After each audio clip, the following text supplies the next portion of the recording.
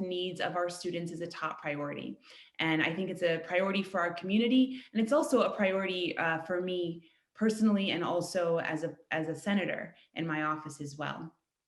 You know, I am the child of a retired educator. My mother was a teacher for most of my life. And I know firsthand the unyielding care and commitment that so many of you have for your students, because I saw that care in my home growing up. So, to our parents, our guardians, and family members, I know this year has been extremely difficult.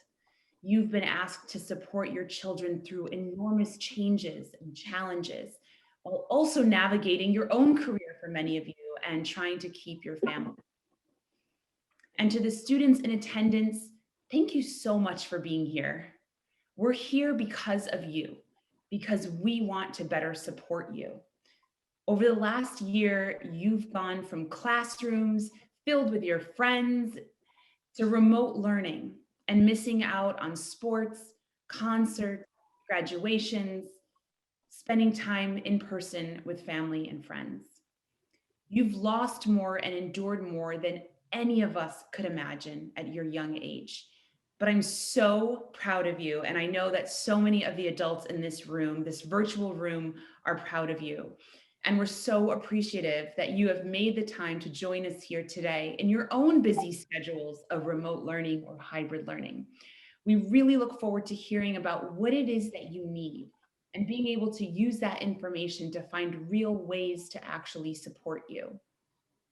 I am really proud of the fact that I am now the chair of the New York Senate Mental Health Committee, and I care deeply about the mental and behavioral health needs of our community members, and that includes our children and our students. And in this role as chair, it gives me an incredible opportunity to advocate both with my Senate colleagues, but also publicly in forums like this, and especially during the state budget process, so that we can address a number of issues that we know are pressing for our communities. That means increasing access to services, especially for our young people, eliminating proposed budget cuts to mental health providers, expanding telehealth, which I believe has become so helpful as a resource to many of you, and to make sure that we can keep that going even as we re-enter a more normal way of life. And as always, we're looking for opportunities to address workforce shortages. And specifically for me, that means ensuring that we have the culturally competent care that many of our young people and adults alike need. But that's all the policy stuff. But we're here tonight to actually talk with our students, to listen to them. After nearly a year of anxiety, isolation, loss of loved ones, disconnection from school, and economic insecurity for many of us, it's become clear there is a heightened need for mental health services so that we can support our young families and the young people within them. Together, I really believe that we can get through this, that we can get stronger, but that it counts on us talking and collaborating, and most of all, for us in positions of leadership and power to listen to our communities. And tonight, that means listening to the young people among us, giving them the mic, and learning how we can better support you. So I'm very excited to put our heads together and figure out what we can do. And with that, I thank you all again for joining us, and I will hand it over to Maria to help get us started. Thank you, Senator. Hello, I'm Maria Fisher, the Director of Community Development and Outreach for Senator Brouk. Tonight, we'll have the chance to hear directly from students about their experiences and from two panelists from our community. From there, you'll be placed in smaller breakout rooms where we can talk about our experiences. At the end, we'll come back together to talk about how we can all better support students. We are recording and streaming live on Facebook for the community members who aren't able to join us. However, we will not be recording in our breakout rooms. Before we get started talking to our panelists, we want to give the students in the room a chance to be heard. If you are a K through 12 student or a college student, we want to hear from you. We want to hear how you're doing. What has the school year been like for you? This is an opportunity to share your experiences and tell us what we need to know. Students, please use the raise your hand function, which can be found by clicking on the reactions button in your control panel along the bottom of your screen, and our team will call on and unmute you. You probably know better than I do. When it's your turn, please introduce yourself by stating your name, your school, and your grade. Theophilus? Up first is Bariella Capolari. Please remember to state your name, your school, and your year.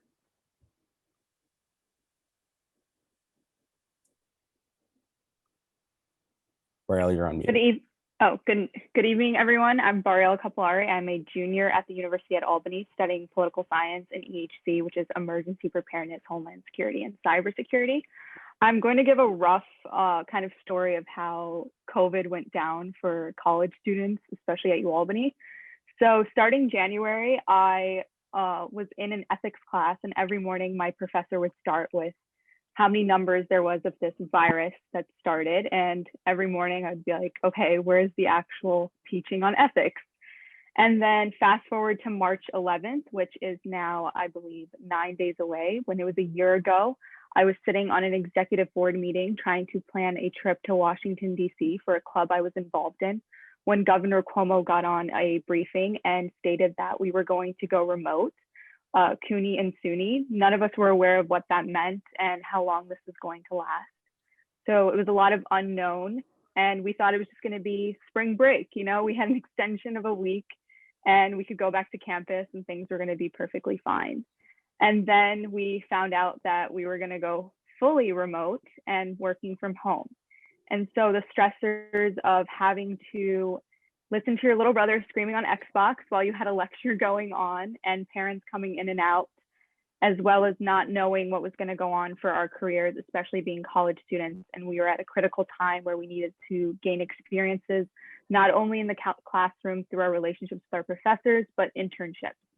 And so as the months came along, we then started getting emails about how internships were being canceled, programs we were supposed to be attending, and the stressors of not knowing what was going to go on in our lives in the next year and in the future with our careers. And so I know a lot of focus has been on elementary school students and middle school and high school, especially in the media. And so college students sometimes seem to be ignored and that everything is fine or we're not following the rules.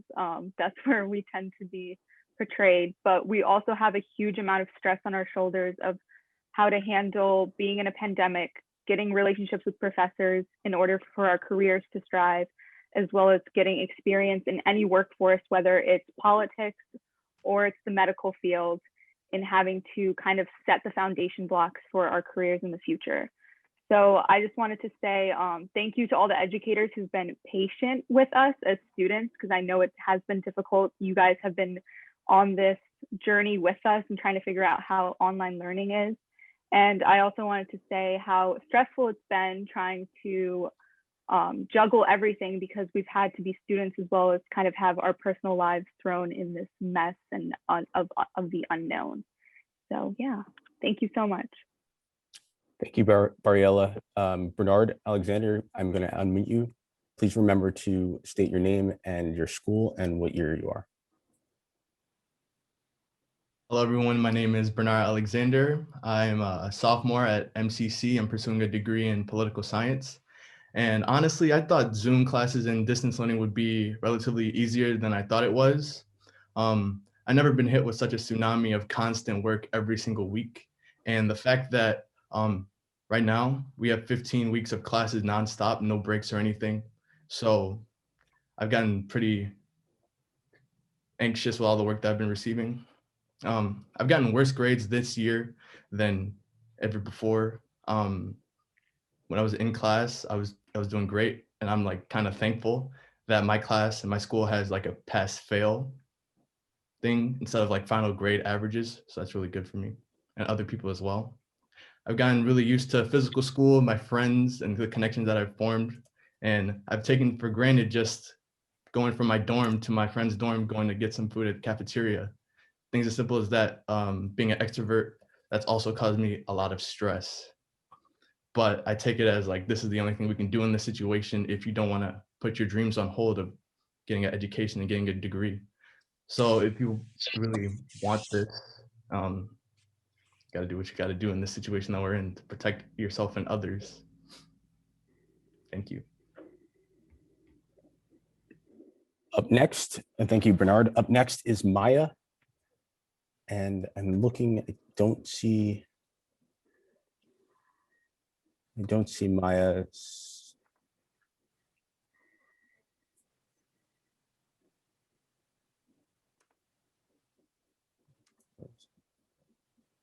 Maya Adams. Maya Adams, I'm not. here.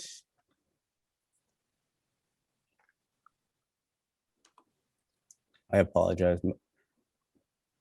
The fun of technology that we're talking about, the stress. Well, here it is. So we're going to figure it out. Maya, can Maya unmute herself, or do we need someone to unmute her? There we Yeah, go. I'm here. Thanks, Maya. Thank you, Maya. Let's see.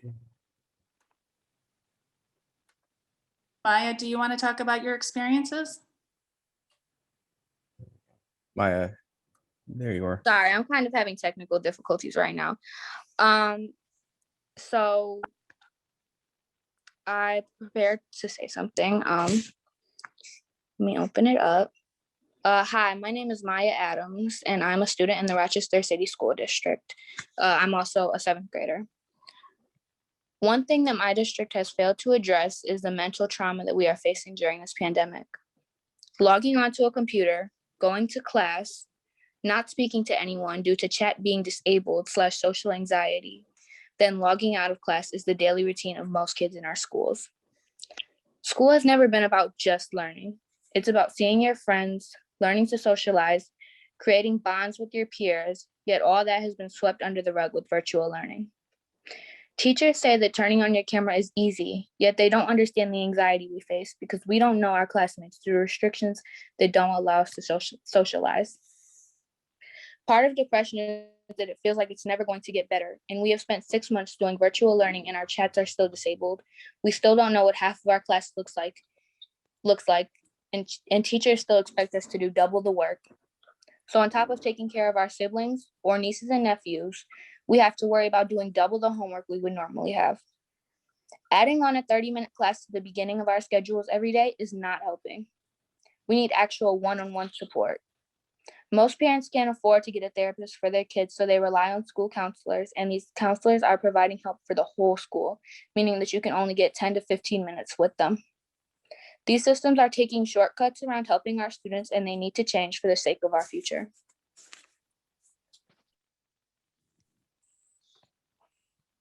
Thank you, Maya. I believe the next person up is Tali. Looking. Hi. There you are, Tali. You are unmuted. Hi. My name is Tali Beckwith Cohen. I'm a senior at the School of the Arts. I am currently on the waiting list to get back in the classroom, but I have not been able to get back in person learning. So my school has been on the computer for the entire year. So when I was, asked to speak at this public forum, I didn't really know what to say because normally when I speak at events like this, it's because I'm advocating for a piece of legislation or policy. So it feels really strange for me to just talk about myself. But I think it's really important that people are hearing from students about their experiences with school right now, especially because we don't have a say in the decisions that are made about our schools. So I'm just going to, I guess, talk a little bit about what this has been like for me. So in a normal year, I guess you could say that I'm a pretty highly motivated and engaged student. I feel my best when I'm keeping busy. I juggle a lot of commitments, and that's the way I function best. But starting this year, my ability to focus and my motivation has just been at an all-time low. Well, I guess a little bit of senioritis is expected this close to my graduation. I've noticed that just the smallest tasks, like responding to an email or completing a small assignment, feel insurmountable sometimes. Some days I just feel physically unable to pick up my pen and start my homework, or the thought of doing an assignment just completely deflates me. I've noticed I've been procrastinating and putting off assignments, as well as not participating in class, which is something I've never done before. And I've also noticed myself making unhealthy decisions when it comes to exercise, food, and TV consumption. And this has all been really scary for me. I feel like the parts of myself that I'm the most confident in, like my work ethic, my self-control, my interest in learning, are all just like lost. And I don't feel like myself, and I don't really trust that I'll return to myself. And one of the things I've been thinking a lot about is that, we as young people, the year that we've been in this pandemic is a huge chunk of our lives. And it's taken place during really formative years of our lives. So we lack the perspective of someone who maybe has lived through more ups and downs to see that this is only temporary. It feels forever. It's really hard for me to separate this portion of my life from the rest of it. And it's hard for me to separate the changes in my mood that are caused by the pandemic and caused by isolation from the more permanent changes in my personality that come with aging and maturing. So all of this has been just really confusing. And meanwhile, while all this is happening, we're expected to keep up with our grades. We're expected to take the same tests. I have, 3 AP tests coming up at the end of the year and Regents exams. And I feel like all of this has just resulted in a lot of misplaced anger. I've been feeling just really angry at myself and my parents as my teachers. And I think that's really just coming from the lack of control. Because not only does our future seem uncertain, but I'm an RCSD student and I'm watching my school district crumble. I live in Rochester, and so the murder of Daniel Prude and the pepper spraying of a 9-year-old are, weighing heavily on all of our minds. And it just feels like crisis after crisis after crisis. So that's kind of what it's been like for me. I just feel very out of touch with who I am. And I think the hardest part is that there's not a clear solution, because we can't all go back to schools. We can't return to normal life. It's not safe.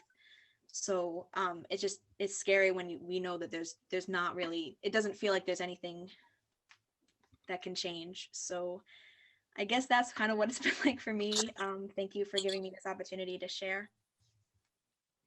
Thank you, Tali. Oh, sorry. Go ahead, Theo. I was just gonna say, Madison Dauberton, your hand has been up, so I'm just gonna unmute you.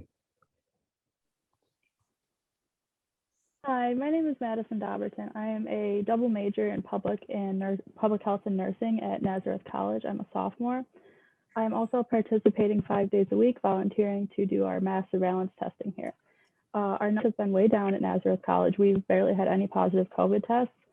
And I guess I just wanted to say thank you for this opportunity to let us express ourselves and to understand that we are going through this, but also thank you to you guys for giving us this opportunity to talk and giving us resources that we can have to help with our mental health. For me, my professors have been great. They tell us, we understand it's been a long week. Why don't you guys go for a walk as a class? Like, social distance, but go outside, see each other during our class time. Watch a movie over the weekend, meet on Zoom. Don't talk about class, but just hang out. And for just Nazareth College, I know they are giving us resources to have fun on the weekends. We have tie-dye events. We have different kinds of just visiting, like we have a virtual siblings event coming up. And I just think this is an amazing opportunity for us to express ourselves and to learn, even though it's such a negative thing going on in our community right now. Thank you, Madison.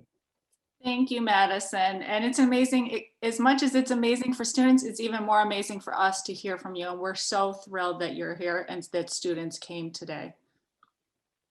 So we are going to be continuing our open mic for students after our breakout rooms, as well as hearing from students during our makeout rooms. So thank you so much to all of our students who shared your thoughts and experiences with us, and we'll be continuing that discussion. We really value the opportunity to hear from you.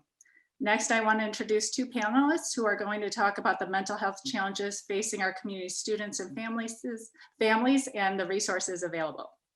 Dr. Brian Harrison is a clinical psychologist who works with children, adolescents, adults, and caregivers with a range of developmental differences and unique abilities. Sarah Taylor is the founder of Rochester's BIPOC Parent and Caregiver Mental Health Project. Dr. Harrison, we'll have you start. Well, thank you, Senator and her team for making this event possible. And I really do want to thank specifically Bariella, Bernard, Maya, Tali, and Madison for being so vulnerable and real in sharing your strengths, but also your struggles during this time. Tali, your comment about the percentage of time that this is taken up for young people really hit home with me. I think about if you're 20, this is 5% of your life that's been consumed. If you're 10, it's 10%. I'm not going to do any more math because it'll make me look like I don't know how. I want to talk about what I'm seeing in my practice as a mental health provider in the community. I practice the profession of psychology in Pittsburgh, New York, and I work with quite a few school districts as well, including the city school district. I see a lot of people feeling and being stuck, and the sense of feeling trapped and overwhelmed as our routines and our rituals that we're so used to having have seemingly been taken away from us during this year. And when we have fewer choices, fewer options, our felt sense of autonomy and agency goes down, and we begin to lose motivation, and we begin to be distracted, and we start to wonder, can we do this? How are we going to get through it? And when we feel stuck and overwhelmed, our focus tends to narrow. There's a lot of biological, neurological research that talks about literally when we're scared, we see less. And or when we're overwhelmed, we don't take into account all the options we have available. And to Madison's point about her professors encouraging them to go outside, that is exactly the sort of simple, obvious, but easy to forget strategy. We need to get into places and spaces that allow for us to see the bigger picture and to have more flexibility. We're all kind of swimming in a sea of adversity. I think we'd all agree we're out in the ocean right now still. We're definitely not in the same boat. I've looked next to me. I'm not in the same boat as a lot of people in terms of what they're facing. I want to emphasize three things that I think are really critical to support student mental health, but also mental health for people across the lifespan. It's going to be three different R's: resilience, routines, and reaching out. So resilience is the ability to overcome, to cope, or to adapt to adversity. Resilience is literally forged in the fire of adversity. And right now, I think we could all agree that we're in a period of extended, unrelenting adversity. And I think what we want to do is think about ways we can cultivate and grow at resilience, even when we have fewer options and less access to each other in person. One of the ways that I recommend to my patients and their families is to look for routines that we can control and manage and feel effective about. Something that you probably have heard millions of times, but something as simple as laying a cup of water out in front of you will help you feel healthier in the morning, knowing that it's right there. And you can always say, I drank a cup of water to start the day. Making your bed, doing things that set the intention that I can do this thing, and that will set the occasion for doing the next small thing. It's important that these goals and these routines, I think, be smaller and more achievable than usual, because it's harder to do the things we used to do when we were able to do it in person. And the last thing, it's so critical for me to emphasize as a healthcare provider, but also as a parent. The one thing I want to emphasize to everyone on this call is that if you feel like you or someone you love is struggling, have faith and remember that there's someone holding the hope out there for you, that things can be better. Reach out to someone in your environment that you're able to see, whether it's in person or virtually. I know there are not nearly as many resources as we need, but with the ones we do have, I would encourage you to reach out to another adult or even a peer that you trust that can hook you into other services and systems. And I am just so grateful to be a part of the Senator's team and effort. And that's kind of where I feel prepared to leave off for now, so that we leave time for other people to contribute. Thank you, Dr. Harrison. Sarah Taylor, can you tell us about your work? Absolutely. Thank you. Thank you so much, Senator, the students, and the entire team. I thank you for this opportunity. As a parent, as a parent with a child who has had a journey, I would say, we have had a 2-year journey navigating a very, very complex system that is not easy. And as a parent who is also a social worker with experience navigating the system, I never imagined that navigating it personally would be so draining, complex, and frustrating. And particularly, I began to advocate at a very public level after we seen the results, and not results, the death of Daniel Prude. I was very private about our journey because there's a stigma that is also associated with having a mental health condition and having your child connected to the mental health discipline. Many families and individuals that experience this journey are often blamed for their condition. There's not often a lot of sympathy for families. And so I realized that I wasn't alone, particularly as it relates to communities of color. While we have lived experience like other parents that may not be of color, the journey for many communities of color, parents of color, particularly parents living in poverty, is very complex from a system that is already complex.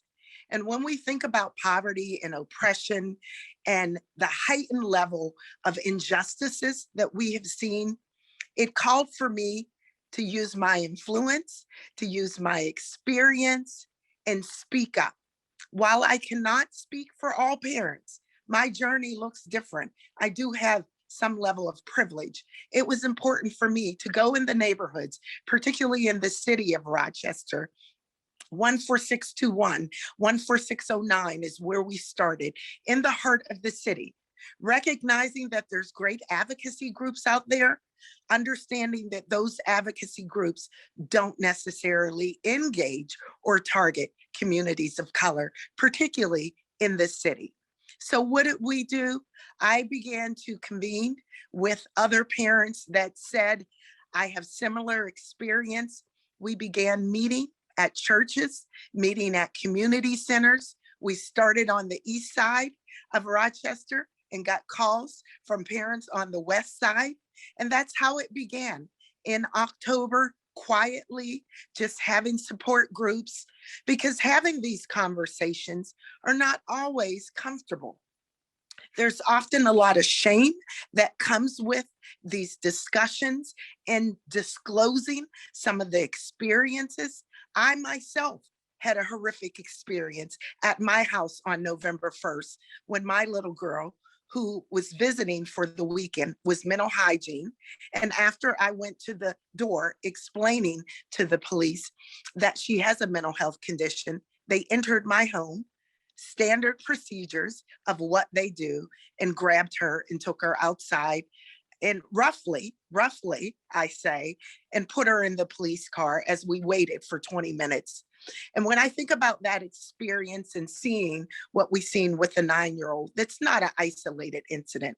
So what did we start? We started a movement that is called BIPOC Peak, Black, Indigenous, People of Color. Parents elevating our voice to educate, empower each other, to eliminate disparities and inequities in emotional health for our children. We started, as I said, in the city with support groups, and we recognize we can't just educate parents. We have to also address the systemic issues in some of our mental health service providers, some of our institutions. When you walk in some of our clinics, I can count 1 or 2 practitioners of color. How is that acceptable when you're serving 70 to 80% families of color?